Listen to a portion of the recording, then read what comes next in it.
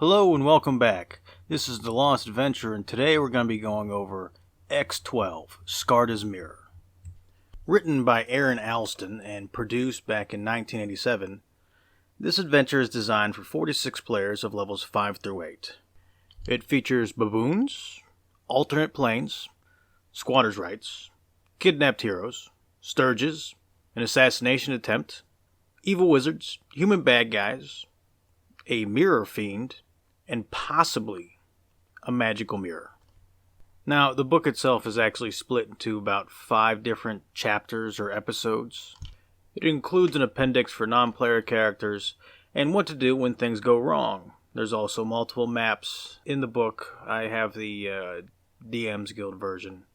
Allston does a pretty good job of coming up with solutions if things don't go exactly as how the module originally planned. Now, episode 1 is called Retamerons? Retamerons Tower. That's how I'm going to call it from now on. And it starts off with your players in a tavern. Now, as your players are sitting there enjoying themselves, an old man and younger woman will walk up to the party, as, you know, they're doing the usual adventurer stuff of not going on a mission, and proceed to ask them a few questions, introduce themselves.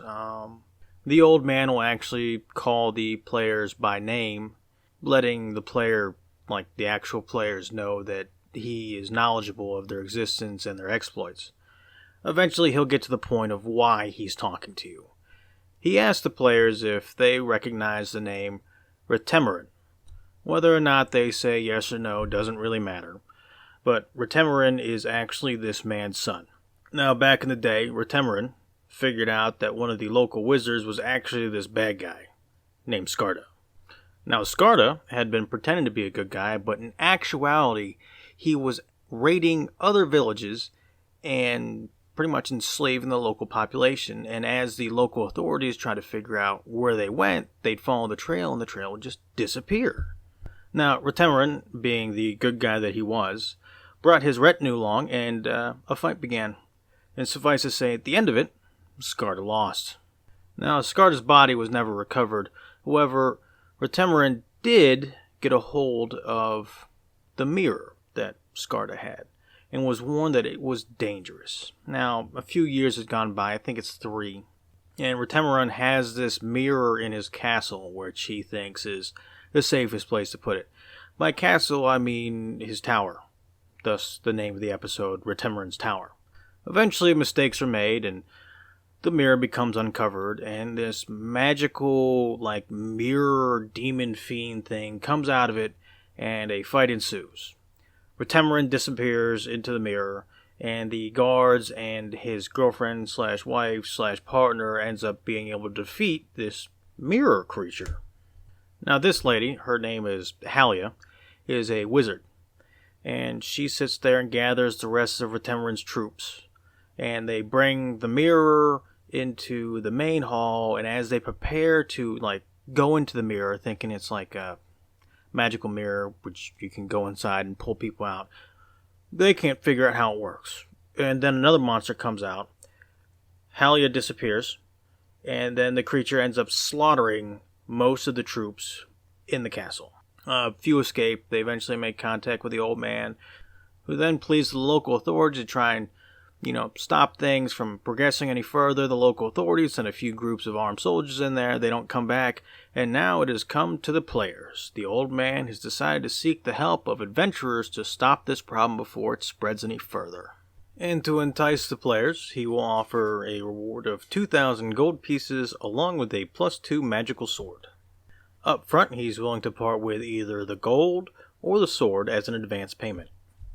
Now, should the players accept, off they go on the adventure, and should the players decline, well, I guess there's no adventure. So, let's go forward with the idea they accept. Now, once they get to the tower itself, the players will be going through 5 separate levels, along with 33 separately detailed rooms. And during this time, there's this thing called the Mirror Fiend that will be harassing them the entire time. The Mirror Fiend is a good armor class, good hit points, creature that looks like a baboon that can teleport in and out of mirrored objects. Also inside this tower, a regular baboon jumps out on the players. That is actually Halia's pet, so you can always try and use this as sort of like a way to put your players off guard for a bit. If they've been fighting the mirror fiend and all of a sudden another baboon comes out and they kill it, they'll think they won, but they really haven't. If you like to crush players' dreams, that is. Once your players get to the top, they'll figure out that the mirror is not there.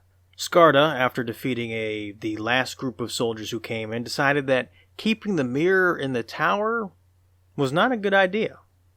And it offers two ways for the dungeon master to make it so the mirror was removed. Option 1 involves Skarda actually teleporting into the real world, grabbing the mirror, and then teleporting somewhere else. Option B, which the book actually suggests as the better way, is one of the NPCs your characters have been, interacting with has actually been charmed by Skarda and had snuck back into the castle and hid it themselves. And that ends Chapter 1. Chapter 2, Through the Looking Glass. This chapter is the shortest chapter out of all 5. Depending on which decision you decide to do, whether or not you have Skarda have the mirror or if you have a charmed NPC have the mirror, pretty much in the beginning, the players get tricked to looking into the mirror. In which case they then find out it is not a mirror of life trapping, and it actually is sort of like a portal to an alternate dimension, a mirror dimension.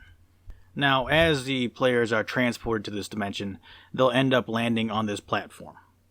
It's a very large platform, and on this platform resides about 30 guards just waiting for them because this is a trap designed to catch them. There are rules for subduing the players instead of, killing them. Though Allston also includes contingencies in case players do escape from this trap and what to do with them. The last couple pages of this chapter is mainly just descriptions of what you can find inside of this dimension. There's the platform portals, which is where your players showed up. Skarda's palace. There's a military encampment. There's a coliseum. There's this place called Hell that's pretty much just like, crappy housing. The farms and the quarry. They should also mention that this entire area is only in an area that is a mile long and 3/4 of a mile wide. That is also 500 feet tall. And supposedly it is inhabited by almost 4,000 people. Now, this would give it about the modern population density of, let's say, the city of Richmond in Virginia. Now, that's a lot of people in, medieval times, with a large majority of them living in shacks. And they're not really taking up the whole map. So, I don't know how we came up with the mathematics for that, but that's what the book says, so we're going to roll with it. And with that ends Chapter 2, and we are now onwards to Chapter 3, In the Dungeons. So, the players have been captured.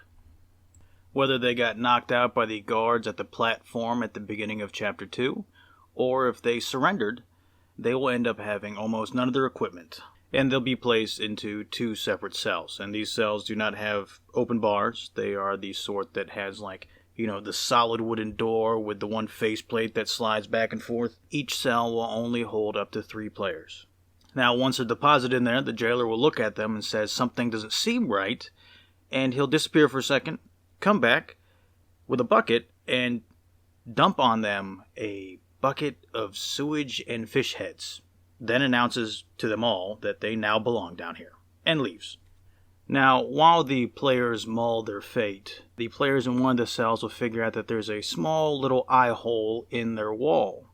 And once they see through the eye wall, they'll be able to interact with another human individual who is named Ashgarth. Ashgarth is the leader of the rebels of the shacks called Hell in the previous chapter. And he'll inform them that he has a plan to rebel against them, and there's an entire elaborate issue. Pretty much, this entire chapter is almost designed so the players will escape. If they don't pick their locks and escape out the jail cells, Ashgarth's contact and the guards will come over, release them, and then they'll escape that way. There are multiple different ways to escape. I mean, you could fight your way out. You could disguise yourself as the guards to get out. You could sneak your way out.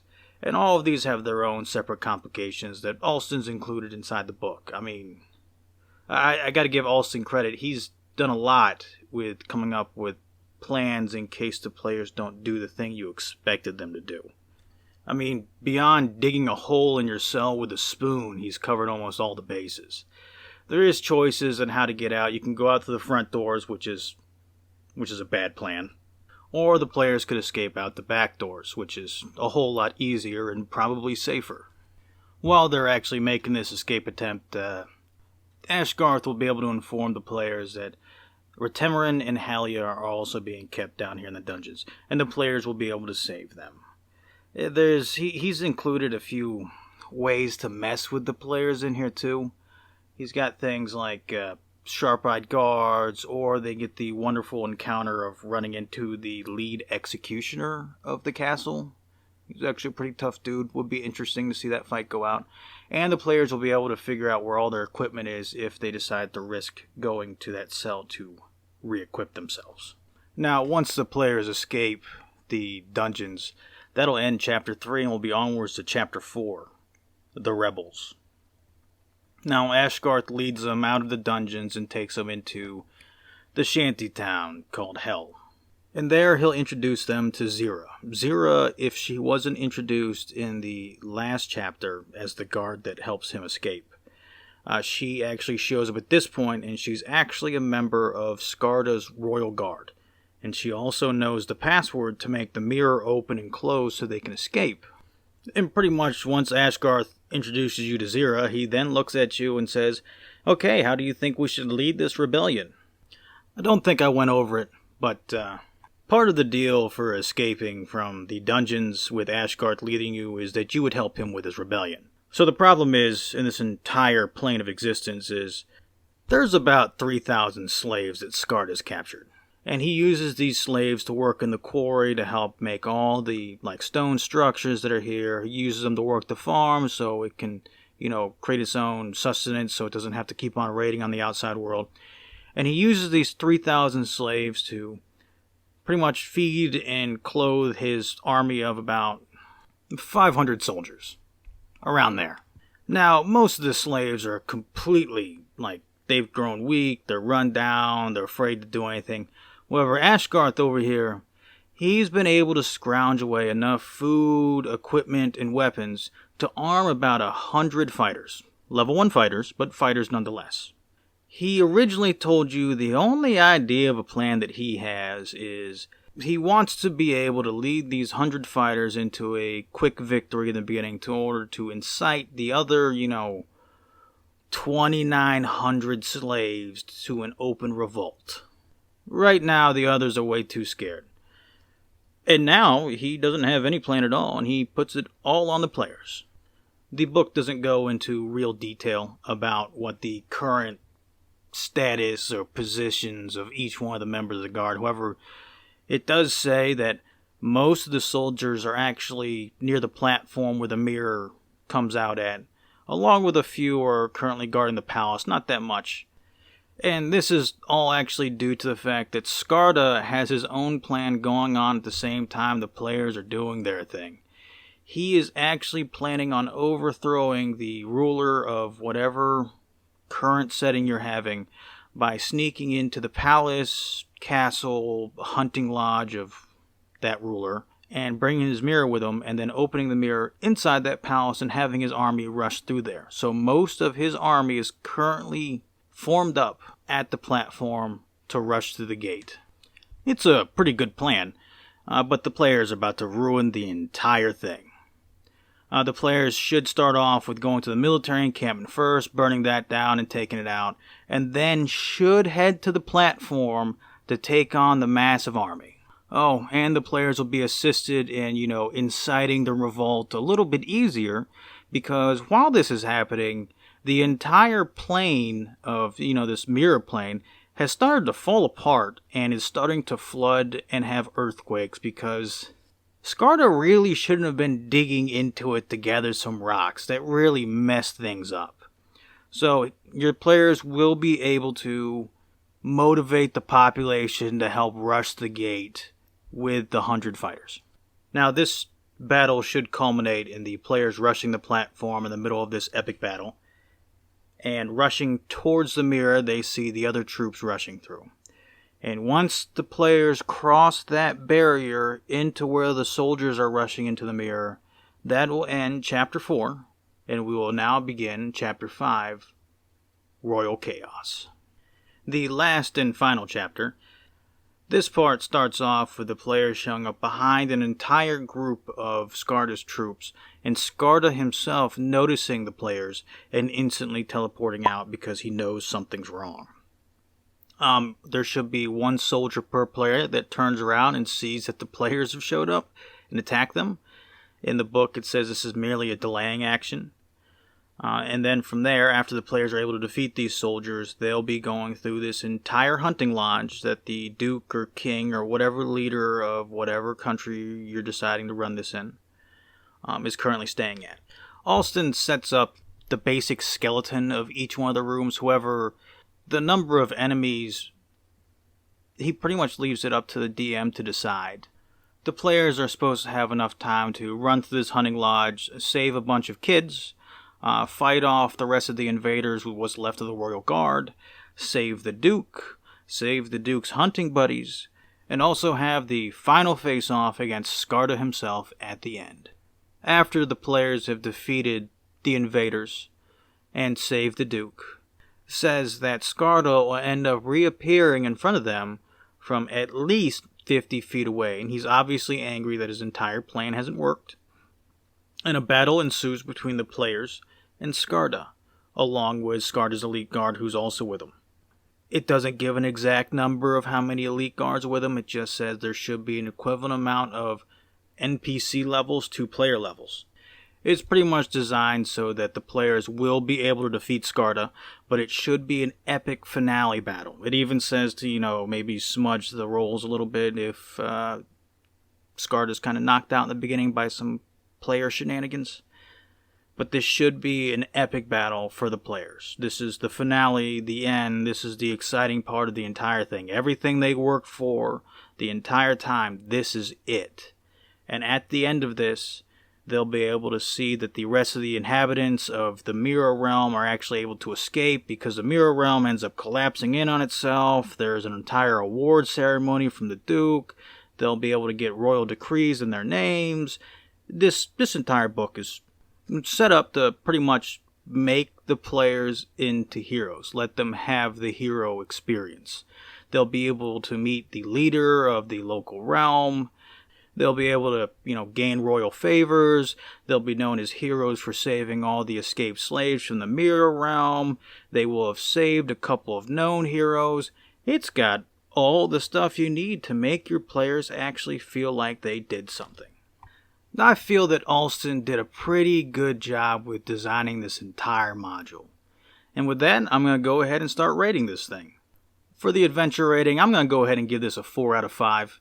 This thing has all the bells and whistles in it, and Allston's even included contingencies for almost everything the players could possibly do. It's got a storyline, an entire backstory, it's got heroes inside of it, it's got an objective to complete, it's got a bad guy from beginning to end. Its only real minus is that for some of the encounters, not even all of them, it pretty much says, hey DM, figure it out, you can think of something, which I take that as a positive, but for others it may not work out. For value, this is getting a 5 out of 5. Right now on DM's Guild, you can get the PDF along with the print copy for $4.99. I don't know how long that deal's going to last, but even if it doesn't last, this is a good buy for $10.99. eBay prices for an original is running $50 plus. Some people want like $80 for this thing, which as a collector, I would actually think I might buy it if I had to spare $80, but I don't, so I bought the DM's Guild version.